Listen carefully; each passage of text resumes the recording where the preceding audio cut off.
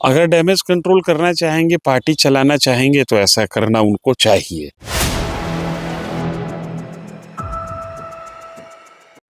नमस्कार, आप देख रहे हैं 4 PM और मैं हूं अभिषेक मिश्रा। बिहार में जैसे नीतीश कुमार को सरप्राइज मास्टर कहा जाता है, बिहार में जैसे नीतीश कुमार के बारे में यह माना जाता है कि नीतीश कुमार पता नहीं कब कौन सा सरप्राइज कब दे दें, और बिहार को तो कई बड़े सरप्राइज नीतीश कुमार ने दिए हैं। उसी तरह से उपेंद्र कुशवाहा को भी सरप्राइज मास्टर माना जाता है। आखिरकार नीतीश कुमार के ही शागिर्द रहे हैं, नीतीश कुमार के ही छोटे भाई हैं, नीतीश कुमार को अपना बड़ा भाई कहते हैं और लंबे वक्त तक नीतीश कुमार के साथ काम भी किया है, तो जाहिर है संगत का असर तो होगा ही। तो उपेंद्र कुशवाहा भी सरप्राइज देने के मामले में उनका सानी नहीं है। सरप्राइज देने के मामले में वो भी सरप्राइज देने के मामले में उनको भी महारत हासिल है। अब क्या आप ये सोच सकते हैं, और मैं ये बिल्कुल नहीं कह रहा हूं कि ये होने जा रहा है, लेकिन ऐसा लगता है कि कोई ना कोई सरप्राइज उपेंद्र कुशवाहा देने जा रहे हैं। अब वो चाहे अपनी पार्टी का विलय जेडीयू में करके सरप्राइज दे दें, या फिर एक जानकारी और निकलकर सामने आ रही है, और जानकारी नहीं है उसकी गुंजाइश हमने तलाशने की कोशिश की है, राजनीति के जानकारों से बात करने की कोशिश की। हमारी समझ ने जब हमें ये इजाजत दी कि कहीं उपेंद्र कुशवाहा ये तो नहीं करने जा रहे या ये तो नहीं कर सकते हैं, तो फिर राजनीतिक जानकारों की जो राय बनी और उसके बाद उनकी पार्टी के नेताओं से बात हुई, तो उनकी पार्टी के नेताओं ने ऑफ द रिकॉर्ड कहा कि कुछ भी कर सकते हैं।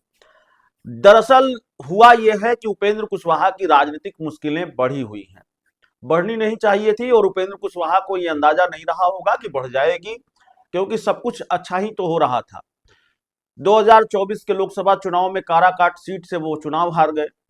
2025 के विधानसभा चुनाव में उनके साथ सब अच्छा हुआ, 6 में से 4 विधानसभा सीटें उनकी पार्टी जीत कर आई। 0 विधायक वाली पार्टी 4 विधायक वाली पार्टी हो गई। उनकी पत्नी भी सासाराम सीट से चुनकर आ गई, और उनके बेटे मंत्री भी बन गए, बावजूद इसके कि वो किसी सदन के सदस्य नहीं है। लेकिन असल बवाल उनके बेटे के मंत्री बनने के बाद ही शुरू हुआ, और उपेंद्र कुशवाहा को फिर इस तरह की बगावत और विद्रोह का अंदाजा नहीं रहा होगा। उपेंद्र कुशवाहा की पार्टी को कई लोगों ने छोड़ दी, जितेंद्र नाथ पटेल और भी कई लोग उनकी पार्टी को छोड़कर चले गए।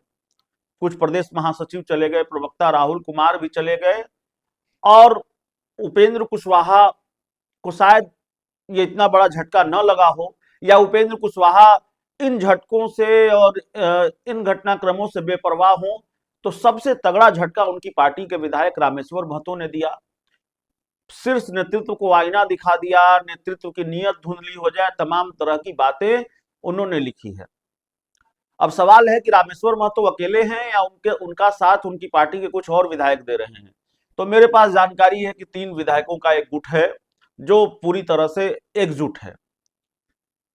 तो रामेश्वर महतो के रूप में एक बड़ा झटका लगा, रामेश्वर महतो ने झटका दिया।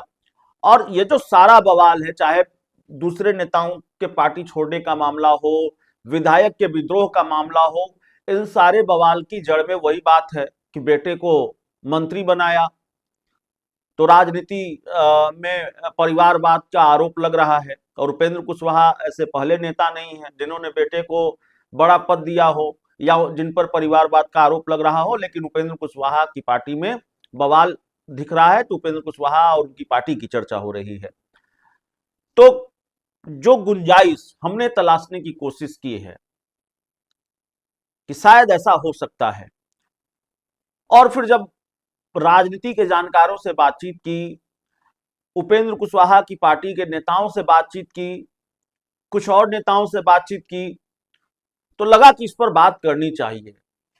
उपेंद्र कुशवाहा सरप्राइज मास्टर हैं, तो ये सरप्राइज भी दे सकते हैं। हो सकता है वो जेडीयू में अपनी पार्टी का विलय कर दे, कोई और सरप्राइज दे दे, शायद ना भी दे, नहीं देंगे, कोई फैसला नहीं लेंगे तो उनकी पार्टी में क्या स्थिति है, विधायक टूट के कगार पर खड़े हैं, यह भी बताने की जरूरत नहीं है।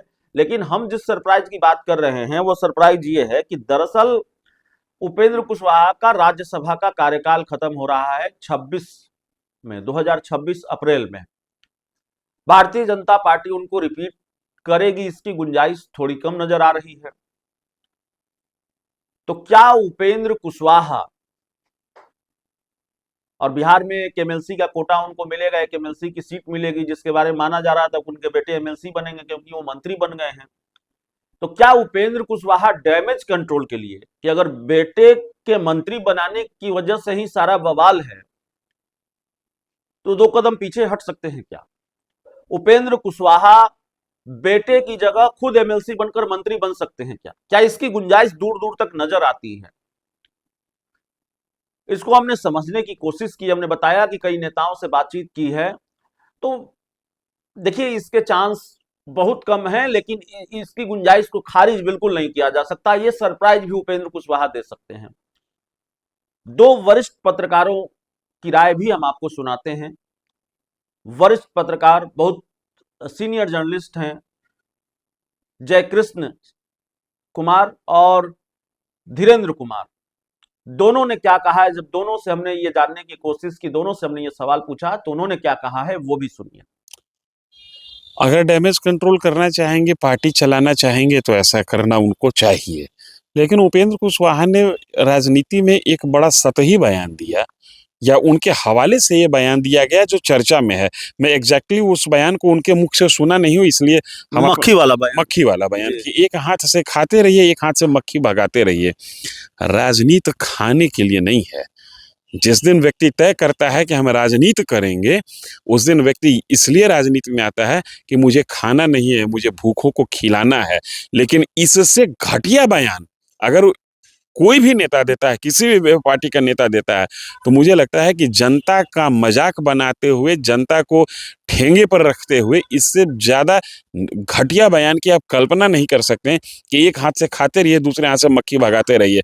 मतलब जो नीति की बात करे, जो सिद्धांत की बात करे, जो आपकी कथनी को आपको याद दिलाने की कोशिश करे, जो समाजवादी राजनीति के पैटर्न पर बातचीत करे, जो ये कहे कि आप कल क्या कहते थे, आज आप क्या कर रहे हैं, वो सब मक्खी हो गए। तो उपेंद्र कुशवाहा जो बोए हैं वो उनको काटना पड़ेगा। और मैं आपसे समझना चाहता हूं, उपेंद्र कुशवाहा पर बात कल हुई और लगातार हो रही है, हम भी कर रहे हैं। मेरे जहन में ये सवाल है कि कल से ये खबर सियासी गलियारों में और तैर रही है, टहल रही है कि उपेंद्र कुशवाहा के बेटे एमएलसी बनेंगे। बीजेपी ने उनको वादा किया है और मंत्री हैं तो संवैधानिक बाध्यता भी है, उनको किसी न किसी सदन का सदस्य होना होगा। लेकिन उपेंद्र कुशवाहा का राज्यसभा का कार्यकाल अप्रैल में खत्म हो रहा है, अप्रैल 2026 में। तो वो बीजेपी उनको रिपीट करेगी ऐसा लगता नहीं है, ऐसा माना जा रहा है। उपेंद्र कुशवाहा की पार्टी में विधायक का विद्रोह हो या उनकी पार्टी के दूसरे नेताओं का छोड़कर चले जाना हो, एक साथ कई नेताओं के इस्तीफे हों, ये पूरा जो बवाल है उनकी पार्टी में, उसकी जड़ यही है कि उन्होंने बेटे को मंत्री बनाया। सबसे बड़ा कारण वही है। तो क्या इसकी जरा सी भी गुंजाइश है कि उपेंद्र कुशवाहा खुद एमएलसी बन जाएं और मंत्री बन जाएं, डैमेज कंट्रोल के लिए बेटे को मंत्री पद से अलग करके?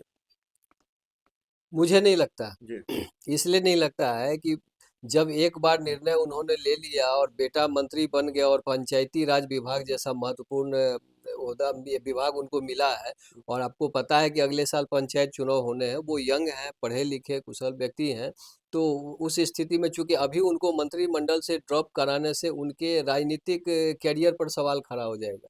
और हर बड़ा नेता अपने बेटे को राजनीतिक उत्तराधिकारी के रूप में तैयार करके ट्रैक पर लाता है, तो वैसी गलती वो नहीं करेंगे। लेकिन बहुत मजे हुए खिलाड़ी उपेंद्र कुशवाहा हैं। अभी आप देख लीजिए कि जिस एक विधायक ने बगावत का सुर अलापना शुरू कर दिया है, वो उस पर टिप्पणी से बच रहे हैं, लेकिन आपस में सहमति बनाने की कोशिश कर रहे हैं। और हो सकता है कि मतलब जो हिडन एजेंडा है उससे अपने उस नाराज विधायक को बता रहे हो कि थोड़ा इंतजार करो, क्योंकि बीच में आप देखिएगा कि चाहे प्रधानमंत्री मोदी जी की बात हो या बिहार में खास तौर पे सम्राट चौधरी जी की या भाजपा के जो मंत्री हैं, वो जमकर तारीफ कर रहे हैं, और खास करके आरजेडी के खिलाफ कुछ बात होती है तो खुलकर सरकार का पक्ष लेते हैं। तो ये सारी भूमिका जो वो निभा रहे हैं, उसके पीछे एकमात्र मकसद ये हो सकता है, क्योंकि बेटा का तो एमएलसी बनना तय है, अब ये इनका है कि भाई हम आपका साथ दे रहे हैं तो हमारा राज्यसभा का जो कार्यकाल है वो एक और टर्म मिल जाए और हमको मंत्री बनाइए, फिर मैं मजबूती से कुशवाहा राजनीति जो है आपके लिए करूंगा। ये हो सकता है। अगर इस मामले में सफलता नहीं मिली तो किसी एक विधायक को जदयू में जाने के लिए स्थिति पैदा करने से बेहतर होगा ये पूरा कुनबा सहित नीतीश शरणम गच्छामी हो जाएंगे, जिसमें इनको दोनों फायदा हो सकता है। और आप नीतीश जी को भी लगे कि चलिए कुशवाहा का तो एक बड़ा नेता ये है ही, तो नीतीश जी तो अभी कुनबा विस्तार में लगे ही हुए हैं। और जो समीकरण अभी आप कह रहे हैं कि भाई अगर मान लीजिए कि फिर से पाला बदल खेल होता है तो भाई कुशवाहा जी का भी 4 विधायक सब मिला करके माइनस बीजेपी और माइनस लोजपा रामविलास और आप जीतन राम मांझी जी की पार्टी को भी माइनस कर लीजिए, तो ये 3 अगर माइनस करते हैं, अब बाकी कुनबा एक तरफ आ गया तो नीतीश जी के नेतृत्व में एक मजबूत सरकार तो बनती दिख ही रही है।